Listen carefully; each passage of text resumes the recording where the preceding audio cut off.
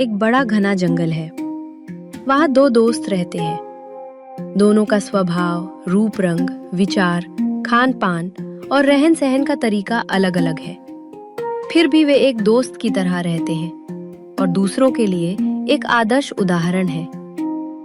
एक था वीर, शेर का बच्चा, और दूसरा था चीकू, एक चतुर खरगोश। दोनों बिल्कुल अलग थे, एक ताकत का प्रतीक और दूसरा समझदारी का। लेकिन उनकी दोस्ती जंगल में एक मिसाल थी। उनकी दोस्ती कुछ इस तरह शुरू हुई। एक दिन वीर खेलते खेलते अपनी गुफा से दूर चला गया। जब वह एक पुल के पास पहुंचा तो अचानक उसे एहसास हुआ कि वह अपनी गुफा में नहीं है। क्योंकि वह कभी बाहर नहीं गया था, इसलिए गुफा में वापस जाने का रास्ता ना मिलने से वह दुखी हो गया। वहीं दूसरी ओर चीकू पुल के ठीक सामने खेल रहा था। चीकू ने उसे देखा और समझ गया कि यह शेर का बच्चा है। वह डर सकता था, भाग सकता था, लेकिन उसने ऐसा नहीं किया। मैं चीकू हूँ, तुम्हारा नाम क्या है? तुम क्यों रो रहे हो? तुम्हें खाने की जरूरत है, बताओ, शायद मैं तुम्हारी मदद कर सकूं। मैं वीर हूँ। मैं अपनी गुफा का रास्ता भूल गया हूँ क्योंकि मैं कभी बाहर नहीं निकला। आज मेरी माँ घर पर नहीं है, इसलिए खेलते खेलते मैं यहाँ आ गया। क्या आप मेरी गुफा ढूंढने में मेरी मदद कर सकते हैं? मैं तुम्हारी मदद जरूर कर सकता हूँ, रोना मत। क्या तुम खेलना चाहते हो? तुम्हारी गुफा पास ही है। खेलने के बाद मैं तुम्हें रास्ता दिखा दूंगा। क्या तुम मेरे साथ आ सकते हो? हम पार्क में खेल सकते हैं। तो ठीक है, मैं तुम्हारे साथ आ रहा हूँ। हम खेल सकते हैं। अब तुम मेरे दोस्त हो। फिर उन्होंने अपने परिवार के बारे में बातें की। दोनों की दोस्ती और गहरी हो गई। दोनों पार्क गए, जहां उन्होंने पर्यावरण के बारे में ज्ञान प्राप्त किया और नृत्य किया।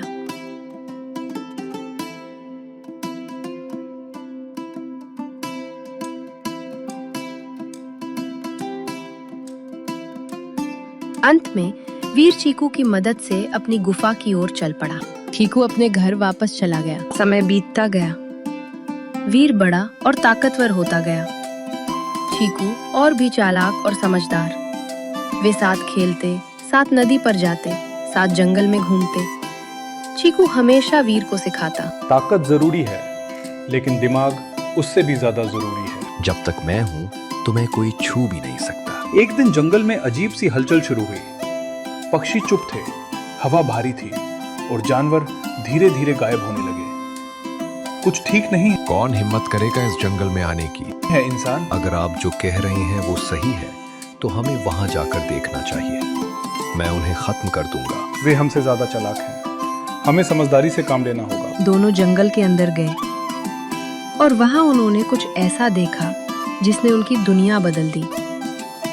जमीन पर बड़े बड़े जाल लगे थे, पेड़ों पर रस्सियां और जगह जगह के निशान। अचानक पास की झाड़ियों से आवाज आई। दोनों दौड़कर वहां पहुंचे और जो उन्होंने देखा वो दिल तोड़ देने वाला था। चीकू का छोटा भाई जाल में फंसा हुआ था। वो छटपटा रहा था, उसकी सांसें तेज थीं। भैया बचाओ, उसने कमजोर आवाज में कहा। चीकू दौड़ा, रस्सी काटने लगा, लेकिन तभी दूर से इंसानों की आवाज आई। देखो, एक और फंस गया। चीकू रुक गया। वीर गरज उठा, मैं उन्हें मार दूं। नहीं, चीकू ने रोते हुए कहा, अगर तुम गए तो हम दोनों मर जाएंगे। उस पल चीकू को एक फैसला लेना था, अपने भाई को बचाए या खुद और अपने दोस्त को। उसकी आंखों से आंसू बह रहे थे और उसने धीरे धीरे पीछे कदम बढ़ाए। उसका भाई उसे देख रहा था आखिरी बार। चीकू चुप था। वीर भी पहली बार कुछ नहीं बोला। दोनों दूर एक पेड़ के पीछे छिप गए। कुछ देर बाद इंसान आए और चीकू का भाई हमेशा के लिए चला गया। उस दिन चीकू के अंदर कुछ मर गए। मैं उन्हें छोड़ूंगा नहीं। बदला लेने से कोई वापस नहीं आएगा। तो क्या हम चुप रहे? नहीं, हम लड़ेंगे, लेकिन अपने तरीके से। हम सीधे हमला नहीं करेंगे, उसने कहा। हम उन्हें उनके ही जाल में फंसाएंगे। अब मजा आएगा। रात गहरी हो चुकी थी।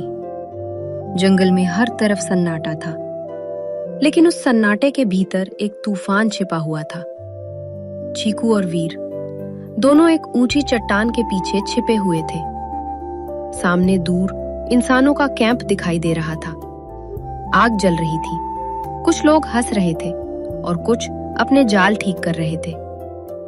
चीकू की आंखों में आंसू थे, लेकिन अब वो रो नहीं रहा था।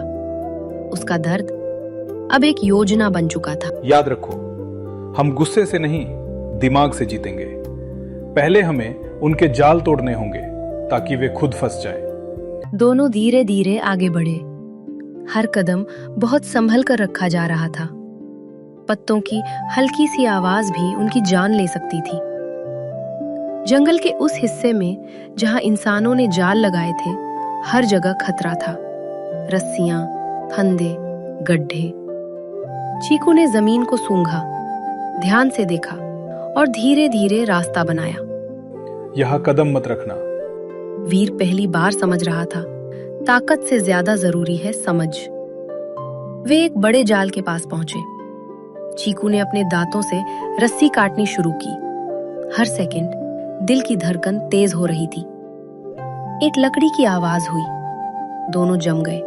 कौन है वहां? वीर के पंजे जमीन में गड़ गए। बस एक छलांग और वो उस आदमी को खत्म कर सकता था। रुको। कुछ पल बाद वो आदमी वापस बैठ गया।